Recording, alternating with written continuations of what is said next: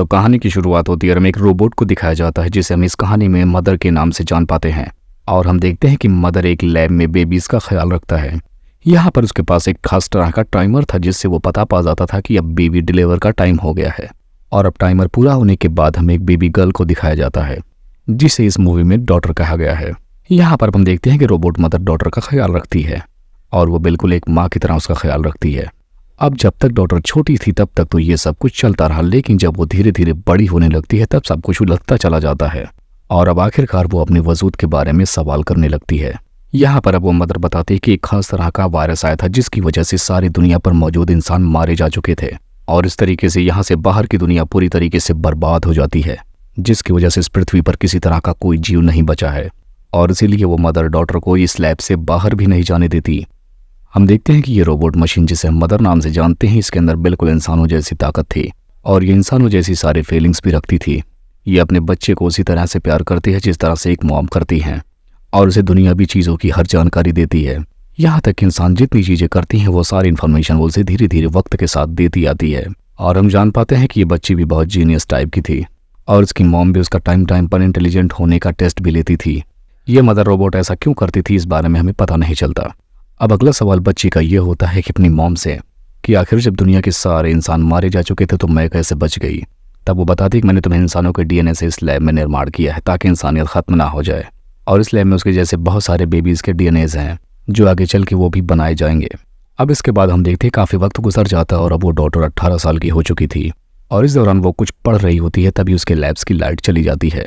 अब जब daughter generator चालू करने के लिए जाती है तब उसे वहाँ पर एक चूहा दिखाई देता है और चूहे को देखकर डॉटर जोर से डर जाती है क्योंकि उसने इससे पहले किसी भी जीव को नहीं देखा था। जिसके बाद अब वो उस चूहे को पकड़कर एक बोतल में बंद कर लेती है, जिसके बाद वो लाइट्स को दोबारा रिजनरेट करती है।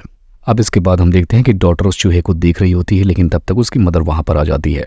अब वो अपने हाथ में उस चूहे को लेकर कहती है कि इसमें जरूर किसी तरह का इन्फेक्शन होगा, जिसके बाद वो उसे एक खास मशीन में डालकर जला देती है। ये देखने के बाद उसकी डॉटर काफी दुखी हो जाती है और मदर उसे समझाती है कि इस लैब से बाहर की कोई भी चीज इन्फेक्शन से भरी हुई है और ये चूहा भी जरूर इन्फेक्टेड रहा होगा।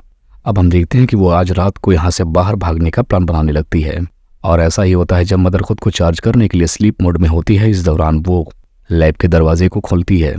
अब लैब का गेट खुलने के बाद उसे बाहर से भी एक लेडी दिखाई देती है जो कि बहुत कमजोर दिख रही थी, लेकिन डॉटर ये देखकर काफी हैरान रह जाती है क्योंकि उसने पहली तरह अपनी तरह दिखने वाले खास इंसान को देखा था। तभी हम देखते हैं कि इधर मदर चार्ज हो जाती है और उसे पता चलता है कि लैब का दरवाजा खुल चुका है, जिसके बाद वो फौरन डॉटर के पास पहुंचकर उसे डांटने लगती है और उसे समझाती है कि तुम अब से बाहर का दरवाजा कभी मत खोलना क्योंकि बाहर के लोगों में इन्फेक्शन है जो कि अंदर आ जाएगा और सही वक्त आने पर मैं तुम्हें खुद बाहर भेज दूंगी। ये हम जान पाते हैं कि डॉटर जिस लड़की को लैब से बाहर पाती है उसे भी अंदर लेकर आए थे, लेकिन ये बात मदर को नहीं पता थी। लेकिन थोड़ी ही देर में वो इस बात को जान जाती है और उसे ढूंढ कर पकड़ लेती है, लेकिन तब तक डॉटर उसके पास आकर अपनी मदर को समझाती है कि ये इन्फेक्टेड नहीं है, ये बस कमजोर हो चुकी है, जिसके बाद हम इसकी मदद करेंगे, इसे खाना देंगे तो ये बिल्कुल ठीक हो जाएगी। तब मदर कहती है कि तुम इस औरत से बात करो, उससे पता करो आखिर बाहर की दुनिया में अगर कोई सर्वाइवल है, जो बचा है, जो जीना चाहता है, उसकी हम मदद करेंगे, उसे यहाँ पर लेकर आएंगे।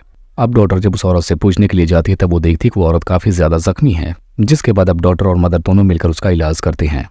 अब थोड़ी देर में होश आने के बाद वो औरत डॉटर को बताती है कि बाहर की दुनिया में किसी तरह का कोई भी इन्फेक्शन नहीं है, असल में रोबोट्स ने सारे इंसानों पर हमला किया था और अब थोड़े ही इंसान बचे हैं जिन्हें भी मरने का खतरा है। अब ऐसा सुनने के बाद डॉटर काफी दुखी होती है और अपनी मॉम से पूछती है क्या तुम भी मेरे साथ ऐसा ही करने वाली हो, लेकिन रोबोट कहती है नहीं, मैंने तुम्हें बचपन से पाल पोस कर इतना बड़ा किया है तो क्या मैं तुम्हारी अब जान ले लूंगी? क्या तुम्हें लगता है मैं तुम्हें तकलीफ दे सकती हूँ? अब यहाँ पर वो रोबोट कुछ एम्ब्रियोज को दिखाती है और कहती है तुम यहाँ पर अपने लिए एक भाई या बहन चुन सकती हो, जिसके बाद उसने यहाँ पर अपने लिए एक भाई को चुना। अब रात के टाइम जब उसकी मदर चार्ज हो रही होती है तब डॉटर के दिमाग में बहुत तरह के सवाल आते हैं और वो सोचती है कि आखिर वो यहाँ पर अकेली क्या कर रही है और इतने सारे बच्चों की डीएनएज क्यों हैं यहाँ पर। अब यहाँ पर जब वो काफ़ी जांच पड़ताल करती है तब उसे पता चलता है कि मदर ने इससे पहले भी 2-3 बच्चों को पाल पोस कर बड़ा किया था, लेकिन वो बच्चे डॉटर जितना इंटेलिजेंट नहीं थे, जिसकी वजह से मदर ने उन्हें मार दिया था।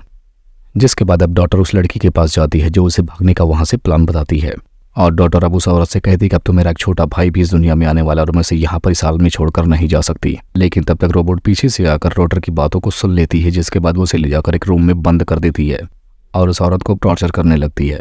लेकिन तब तक डॉटर दरवाजा तोड़कर बाहर आ जाती है ताकि वो अपनी मॉम से उस लेडी को बचा सके, लेकिन उस लेडी ने डॉटर पर ही चाकू लगा दिया और वो रोबोट से कहते कि अगर दोनों को यहाँ से बाहर नहीं जाने दिया तो वो डॉटर को मार देगी। जिसके बाद अब मदर को मजबूरन दरवाज़ा खोलना पड़ता है। और अब बाहर जाने के बाद डॉक्टर को पता चलता है कि पृथ्वी पूरी तरीके से बर्बाद हो चुकी है और लैब के आसपास ही कुछ खेत बचे हैं जिनका ख्याल मदर रखती है ताकि नेचुरलिटी वहाँ की बनी रहे और वहाँ लैब में पल रहे बच्चों को खाना मिल सके।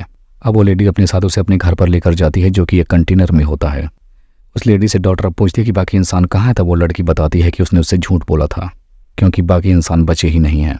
उसके अलावा यहाँ पर कोई भी इंसान जिंदा नहीं है। जिसके बाद यहाँ पर डॉक्टर उस औरत पर काफ़ी ज़्यादा गुस्सा होती हुआ कहती है कि मैंने तुम्हारे लिए अपने छोटे भाई को लैब में ही छोड़ दिया।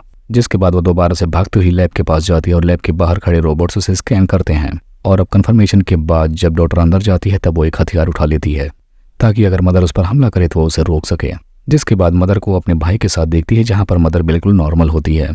जिसके बाद अब डॉक्टर डरते हुए अपने भाई के पास जाती है और उसे अपनी गोद में उठा लेती है। जिसके बाद अब मदर यहाँ पर उसे सब कुछ सच सच बताने लगती है। यहाँ पर मदर बताती है कि वो सारे रोबोट्स की हेड है और यहाँ से वो सारे रोबोट्स को कंट्रोल भी करती है और सारे इंसानों को उसी ने मरवाया था क्योंकि इंसान पागल हो चुके थे और वो हर ऐसे काम कर रहे थे जिनसे नेचर को नुकसान होता जा रहा था। वो एक दूसरे पर न्यूक्लियर वार कर रहे थे, पेड़ों को काट रहे थे और धरती में सिर्फ कचरा पैदा कर रहे थे। और मेरा प्राइमरी मोटिव था कि मैं नेचर का ख्याल रख सकूं, इसीलिए मैंने सारे इंसानों को मरवा दिया। लेकिन उससे पहले मैंने कुछ एम्ब्रियोज को जमा कर लिया था ताकि इंसानियत इस दुनिया से मिटने ना पाए। और अब वो बचे हुए इंसानों को खुद से लीड करके उन्हें समझाएगी ताकि वो अच्छे इंसान बन सके। और जब ये सारे इंसान बड़े हो जाएंगे तब तुम इनकी लीडर बनोगी क्योंकि मैंने तुम्हें आज तक सिर्फ अच्छी बातें सिखाई हैं। जिसके बाद यहाँ पर सारे बच्चे जब बड़े हो जाएंगे तब वो बाहर जाकर पृथ्वी पर रहेंगे और वहाँ के नेचर का ख्याल रखेंगे। अब यहाँ पर डॉक्टर पूछती है तुमने इंसानों के बच्चों को फिर क्यों मारा जब वो बच्चे ही तुम्हारे काम आने वाले थे। तब रोबोट बताती है कि वो उनका IQ ज़्यादा नहीं था और वो इस काबिल नहीं थे कि वो आने वाले इंसानों को लीड कर सकें। लेकिन यहाँ पर अब डॉक्टर मदर को मारने वाली थी क्योंकि मदर ने धरती पर सारे इंसानों को ख़त्म कर दिया था। यहाँ पर मदर बताते कि उस लेडी को भी मैंने ही भेजा था ताकि डॉक्टर को बाहर की दुनिया के बारे में पता चल सके। और अब ये तुम्हारा आखिरी टेस्ट था क्योंकि तुम्हारे दिलों में इंसानों के लिए प्यार है कि नहीं ये मुझे जानना था। और तुम इस टेस्ट में पास हो गई हो क्योंकि तुम अपनी जान की परवाह किए बगैर अपने भाई के लिए वापस आई। अब उसकी मदर उसे बताती कि उसका पर्पस पूरा हो गया है और वो डॉक्टर बेशक उसे मार सकती है।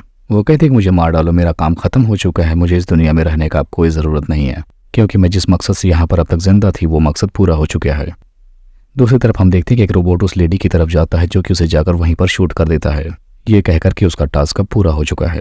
जिसके बाद अब डॉक्टर एम्ब्रियोस वाले रूम में जाती है और वो उन सब की मदर होती है। इस मूवी में हम देख पाते हैं कि मदर एक इविल कैरेक्टर है लेकिन वो इसलिए बनती है ताकि वो इंसानों को सीधा कर सके क्योंकि इंसान बहुत गलत रास्ते पर चल चुके थे और मदर के पॉइंट ऑफ व्यू से इस धरती को रीसेट चाहिए था ताकि इस दुनिया में सिर्फ अच्छे इंसान रहें। लेकिन ऐसा होता कहाँ और इसी को दिखाते हुए इस मूवी का यहाँ पर एंड हो जाता है।